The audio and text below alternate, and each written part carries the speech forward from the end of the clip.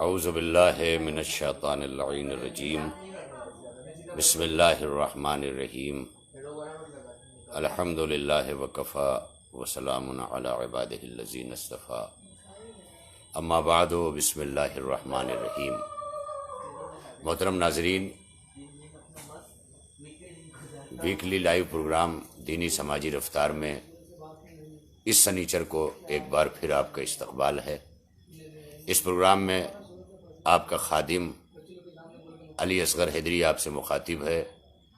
ہمیشہ کی طرح آج سنیچر رات 10 بجے اسی آئی ڈی پر جاری ہونے والا یہ لائیو پروگرام جسے مسلسل آپ دیکھ رہے ہیں، آج ایک بار پھر آپ سے مخاطب ہونے کی سعادت حاصل کی جا رہی ہے۔ ناظرین محترم، ہمارا یہ پروگرام دینی سماجی رفتار، جس کا مقصد ہفتے بھر سوشل میڈیا پر سرگرم دینی اور سماجی کاموں کا جائزہ لینا اور جائزہ لیتے ہوئے اس پر بے لاگ بے لپیٹ تبصرہ کرنا۔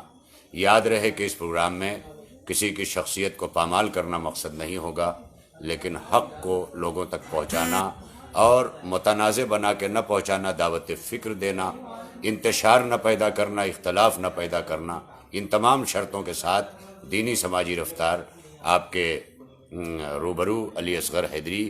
اور اس دینی سماجی رفتار میں جہاں آپ مسلسل حاضر ہوتے ہیں، آپ تمام آنے والوں کی خدمت میں ہمارے فہیم عباس صاحب، ہمارے احسن رضا میثم صاحب جلال پور سے، رضوان ہاشم صاحب اور دیگر، آپ سب کا خیر مقدم ہے۔ علیکم السلام، علیکم السلام، اور تمام حاضرین و ناظرین کو علی اصغر حیدری کا سلام۔ اور دینی سماجی رفتار میں ایک بار پھر آپ کا استقبال کیا جا رہا ہے۔ رفتہ رفتہ سامعین ہم سے جڑ رہے ہیں، اور ظاہر ہے کہ وہ چند لمحوں کا انتظار یہ لازم بھی ہے کہ جب بھی حق کی صدا پہنچے، آنے والوں کا انتظار کیا جائے اور آگے بڑھ جانے والوں کو روکا جائے۔ تو تھوڑی دیر کے لیے آپ حضرات میرے ساتھ اس وقت جہاں پر میں ہوں، اس وقت مسافرت کا عالم بھی ہے، میں بمبئی سے دور ظاہر ہے کہ حاضر ہوا ہوں اس وقت، اور جس مقام سے آپ سے لائیو مخاطب ہونے کی سعادت حاصل کر رہا ہوں، یہ یہاں سے تو مقصد جو ہے دینی سماجی رفتار کا، آپ تمام آنے والوں کو علی اصغر حیدری کا سلام۔ زندہ رہیے، آباد رہیے، شاد رہیے، مولا اپنے حفظ و امان میں رکھے اور پوری انسانیت کا ہر طرف خدا نگہبان ہو۔ ظاہر ہے کہ میں نے ہمیشہ یہ کہا ہے کہ ہماری دعائیں، اس میں وہ وسعت ہونا چاہیے کہ مکتب آل محمد علیہ السلام نے جو دعائیں کائنات کو بخشی ہیں، ان تہذیب دعا میں سب سے اہم ترین جو عنصر پایا جاتا ہے، وہ دعا جب تعلیم کی جاتی ہے تو اللہم اشف کل مریض، اللہم اغن کل فقیر۔ تو یہ تمام فقیروں اور تمام بیماروں کو شفا کی جو باتیں کی جا رہی ہیں، یہ دعائیں جوڑتی ہیں، یہ دعائیں انسان کے دل کو نرم کرتی ہیں سماج میں جڑنے کے لیے۔ یاد رہے کہ اکثر میرے جڑنے والے جانتے ہیں، ابھی کسی نے یہ شکوے تہذیب بھی کیا تھا اور پرانے دنوں کو یاد کیا تھا کہ ہماری وہ تہذیبیں کیا ہوئیں، تو میں نے بھی اس پہ ایک شعر اپنا کمنٹ پہ لکھ دیا تھا، اپنی جانب سے۔ میرا شعر نہیں تھا کہ راستوں کیا ہوئے وہ لوگ جو آتے جاتے، راستوں کیا ہوئے وہ لوگ جو آتے جاتے، میرے آداب پہ کہتے تھے کہ جیتے رہیے۔ تو یہ دعا جو ہے یہ بہت بڑا ہتھیار ہے۔ یہ فقط جو ہم اپنے رب سے راز و نیاز کرتے ہیں، یہ تو ہمارا راز و نیاز، ہماری دعا ہے، ہماری اپنے رب سے گفتگو ہے، لیکن یہ انداز دعا، یہ سلیقہ دعا، یہ طریقہ دعا، یہ تہذیب دعا، یہ الفاظ دعا، یہ حکمات دعا، یہ سماج کو آپس میں جوڑتے ہیں، یہ ہندو مسلم تفریق کو مٹا کے رکھ دیتے ہیں، یہ ہر تعصب کو ختم کر کے رکھ دیتی ہیں۔ یہ دعائیں، یہ کلمات یاد کیجئے اپنے بزرگوں کو، کسی بھی مذہب کا رہا ہو، آتے جاتے اپنی اپنی بھاشاؤں میں، اپنی اپنی لینگویج اور اپنی اپنی زبانوں میں دعائیں دیتے ہوئے لوگ گزر جاتے تھے۔ ہمیں اس سماج کو زندہ کرنا پڑے گا، احیا کرنا پڑے گا، اس کو دوبارہ واپس لانا پڑے گا، کیونکہ ہماری موجودہ جو سماجی زندگی ہے یہ انڈیویجول لائف کی ہے۔ ہر طرح سے ہمارے رہنے سہنے کا، ہماری فلیٹ کی زندگی، ہماری جو ہے وہ کالونیز کی زندگی، ہماری جو ہے وہ جو اس طرح سے دور کرتی جا رہی ہے ہمارے رشتوں کو، کہیں سیکورٹی لگی ہوئی ہے، کہیں بغیر اطلاع کے ہم جا نہیں سکتے ہیں، یہ تمام چیزیں جو ہو رہی ہیں یہ انڈیویجول لائف کو، یعنی انفرادی زندگی کو، فرد کی زندگی کو، اپنے اور اپنے بچوں کی زندگی کے جو سامان مہیا کیے جا رہے ہیں اور سماج کو جو اگنور کیا جا رہا ہے، یہ بہت بڑے گھاٹے کا سودا ہماری نسل کر رہی ہے، جس کا خمیازہ آنے والے وقتوں کو بھگتنا پڑے گا، یہ طے ہے۔ اس لیے کہ سماجی ذمہ داریوں سے درگزر کر کے، سماجی ذمہ داریوں سے دامن جھٹک کر کے آپ سماج کے بزرگ کبھی نہیں کہلا سکتے۔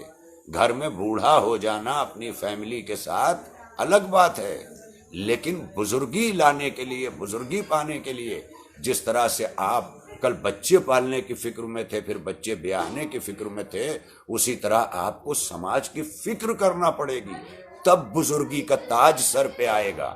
اور جب بزرگی کا تاج سر پہ آتا ہے تو اسلام بڑھ کر کے اس منصب پر مہر لگا دیتا ہے اور آواز دیتا ہے، ایک بزرگ کی اپنے خاندان اور اپنے معاشرے میں وہی عظمت ہے کہ جو ایک نبی کی اس کی امت میں حیثیت کا تعین کرا دیا کہ بزرگی کتنی ضروری چیز ہے، اور اس بزرگی نے اپنے آپ کو معاشرے سے دور کر لیا ہے اور خاموشی کو اپنی دلیلیں فراہم کر رہے ہیں، اپنی خاموشی پر اپنے چاہے ہوئے لوگوں سے ملاقاتیں، اپنے چاہے ہوئے لوگوں کو نظر و نیاز پہ بلانا، اپنے چاہے ہوئے لوگوں کو جو ہے وہ فرش عزا پہ بلانا۔ یہ کب ہوگا کہ جب ہم یہ دیکھیں کہ انہیں بلایا جائے جنہیں مادر حسین آواز دے رہی ہیں، سلام اللہ تعالی علیہ ارواحنا و آبانا و اجدادنا لہ الفدا۔ ظاہر ہے کہ وہ شخصیات، ظاہر ہے کہ وہ ہمارے لیے نمونہ عمل ہیں۔ ہمیں دیکھنا پڑے گا کہ ہماری یہ بزرگی کی جو زندگی ہے، بزرگی کو نہ جانے بڑھاپے سے کیوں تعبیر کیا جا رہا ہے۔ دیکھیے اکثر ایسا ہوتا ہے کہ بزرگی اس منصب کا نام ہے کہ جو معاشرہ ہو یا گھر ہو، لوگوں کو اس کی ضرورتوں کے احساس سے پہلے، احساس سے، ضرورت کا بھی اسے احساس نہ ہو اور یہ محسوس کر کے ان ضرورتوں کو جو مہیا کرتا ہے اسے بزرگ کہا جاتا ہے۔ بھائیوں میں 5 بھائی ہیں، 10 بھائی ہیں، جناب یوسف علیہ السلام کے بھائیوں میں دیکھ لیں، منصب کس کی طرف ہے، کس کی طرف منصب ہے؟ کیا بھائی بڑے ہونے میں بزرگی ہے؟ نہیں، بڑے ہونے میں بزرگی نہیں ہے، سب کا خیال، سب کی ضرورتیں، سب کے لیے جینے کا جو انداز ہوتا ہے، یہ کسی بھی سن و سال میں اگر انسان کو مل جاتا ہے تو وہ بزرگی کے لباس سے آراستہ ہو جاتا ہے، لباد بزرگی۔ یہی وجہ ہے کہ جوانی میں علی اس بزرگی کے منصب پہ فائز تھے کہ لوگ اپنے سن و سال کو جواز بنا کر پیغمبر کے سامنے نہیں بول سکے کہ علی کو مولا بنا دیا، بزرگی ہم میں ہے۔ بزرگی کا نام علی سے آگے کوئی اپنا رکھ ہی نہیں سکتا، کیونکہ بڑھاپا اور ہے، بزرگی اور ہے۔ لوگ بڑھاپے تک پہنچ کر کے جو بزرگی نہ پا سکے تھے، ابو طالب کے لال علی علیہ السلام نے دعوت ذوالعشیرہ میں 11 برس کی عمر میں وہ بزرگی پا لی تھی، اور اسی بزرگی کا یہ روپ تھا کہ سارے بوڑھے چپ تھے، سارے بوڑھے خاموش تھے۔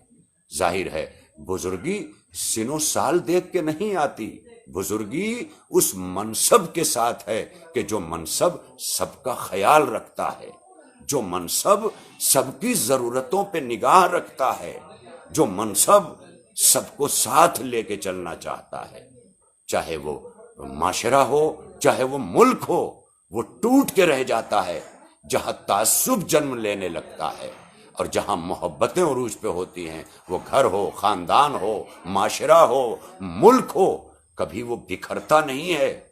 لہٰذا اپنے ذہنوں کو تعصب سے آزاد کر کے ہمیں چاہیے کہ ہم اپنی گھریلو زندگی اور اپنی سماجی زندگی دونوں کا توازن برقرار رکھیں۔ یہ ہمارے لیے ایک لازم شے ہے۔ آپ مسلسل آ رہے ہیں، جا رہے ہیں، اور اپنی پسندیدگی کا اظہار کر رہے ہیں بحمد اللہ، اور اس پر مسلسل جو ہے وہ آپ اپنے کمنٹس بھی لکھ رہے ہیں. میں آپ سب کا صمیم قلب سے شکر گزار بھی ہوں. تو ظاہر ہے کہ ہمیں جو دین ملا ہے، دین اس قانون حیات کا نام ہے، اس قانون زندگی کا نام ہے، اس لائف کانسٹیٹیوشن کا نام ہے کہ جو خدا نے ہمیں دنیا میں گزارنے کے لیے دستور دیا ہے، اسے دین کہتے ہیں. اور وہی دین کہ جب ہماری زندگی سے لے کر کے ہمارے سماج میں اور ہمارے ہر مقام پر نافذ ہو جائے تو اسے دین کی زندگی کہتے ہیں، اسے دینی زندگی کہتے ہیں. ہمیں اپنی دینی زندگی کو سماجی زندگی پر منعکس کرنا ہوگا، اس کے اثرات چھوڑنے ہوں گے، کیونکہ سماج گہوارہ ہے مختلف تہذیبوں کا، مختلف زبانوں کا، بلکہ کہیں کہیں پر مختلف مذاہب کا. یہ جب اجتماع ہوتا ہے تو اسے سماج کہا جاتا ہے. ہاں، جہاں ایک مذہب، ایک ہی ذات، ایک ہی فکر، ایک ہی خیال کے لوگ جمع ہوتے ہیں، وہ بھی اجتماع ہے. لیکن جہاں مختلف المذاہب، مختلف اللسان اور مختلف الذات افراد ملتے ہیں، وہاں کا سماج کچھ اور ہی ہوتا ہے. وہاں پر دینداروں کی ذمہ داریاں اور آگے بڑھ جاتی ہیں. وہاں پر جو سماج کا نگہبان بن کر کے آئے وہ مکمل بن کر کے آئے، آدھا ادھورا بن کر کے نہ آئے. نیم حکیم خطرہ جان اور نیم ملا خطرہ ایمان. تو یہ بن کر کے ہم نہ آئیں، بلکہ ہمیں چاہیے کہ ہم اس کی تہ تک پہنچیں اور معاشرے میں ہر طبقے تک اسلام کے ان قوانین کو پہنچائیں، عملی طور پر، واٹس ایپ پر نہیں، گروپ میں ثواب سمجھ کر نہیں.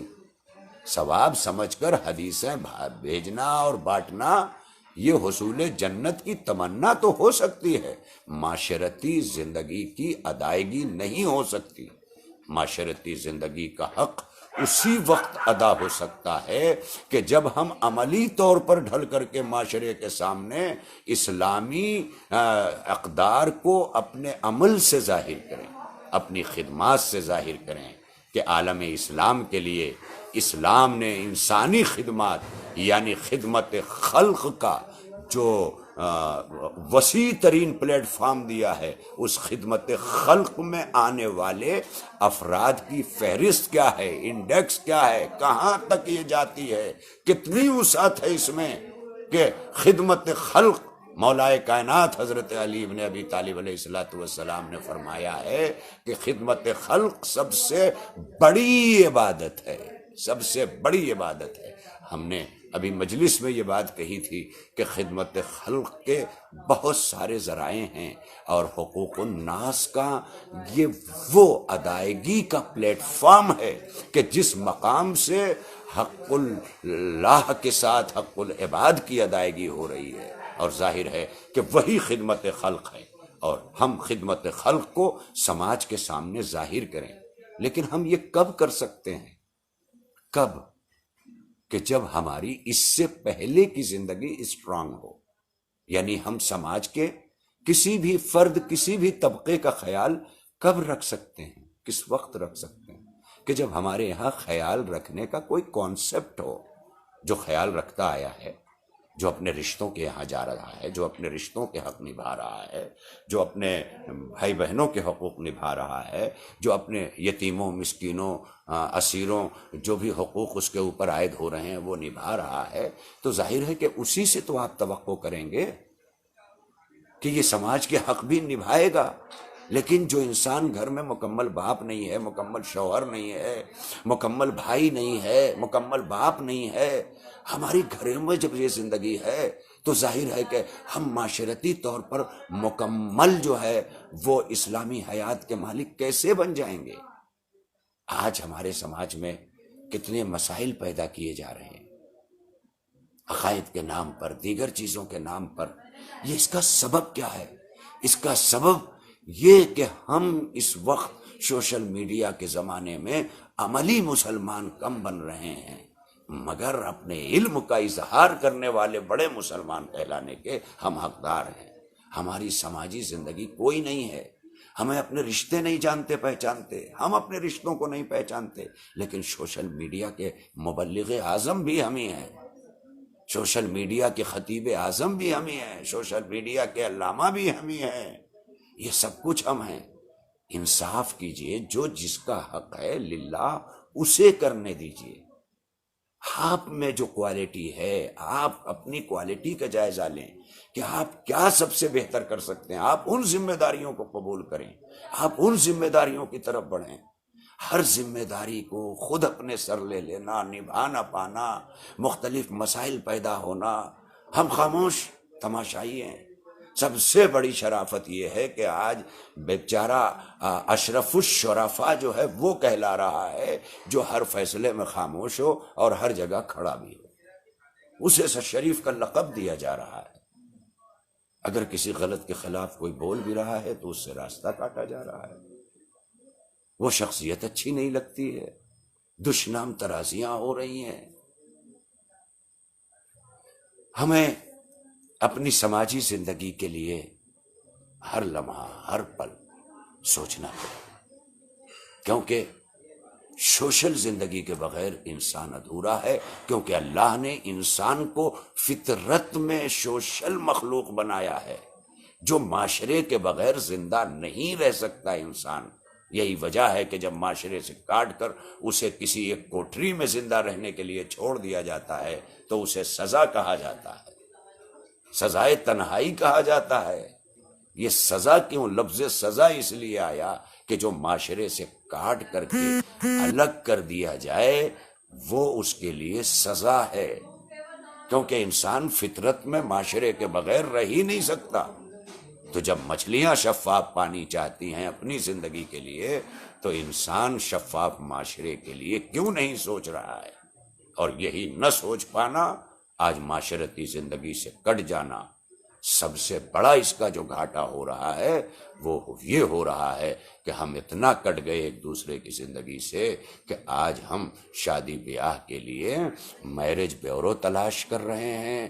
ہمیں کسی پر آس پاس کے لوگوں پر اعتبار ہی نہیں ہے، ہم یہ آس پاس پر، رشتوں پر، آپس کی شادیوں پر کوئی اعتبار نہیں رہ گیا۔ دور دراز ہم اس طرح کی چیزیں کر رہے ہیں، کہیں تہذیبیں نہیں ملتی تو ٹکراؤ، کہیں زبان نہیں ملتی تو ٹکراؤ، کہیں کھانے پینے کے طریقے نہیں ملتے تو ٹکراؤ۔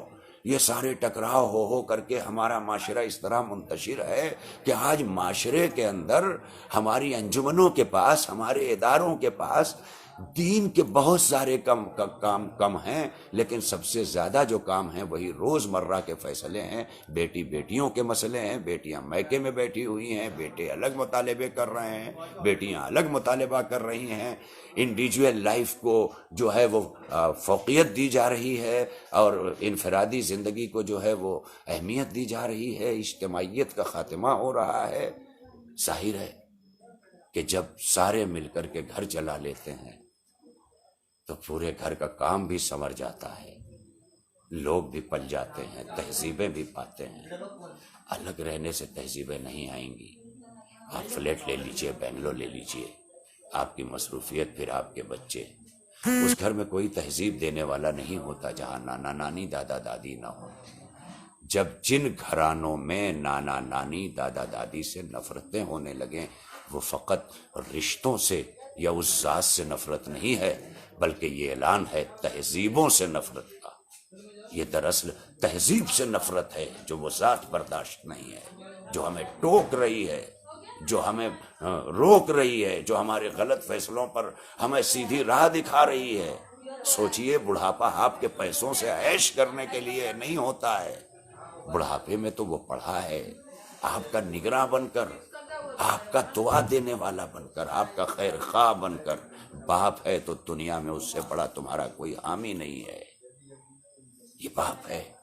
اہمیت کو ہمیں سمجھنا ہوگا۔ معاشرے کے اندر سب سے پہلا کام رشتہ شناسی ہے، اور رشتہ شناسی کے لیے چاہے جتنے بڑے کانوینٹ میں آپ اپنے بچوں کو پڑھا لیجئے، وہاں انکل اور انٹی کے علاوہ دوسرے رشتوں کو کوئی اہمیت نہیں ملے گی۔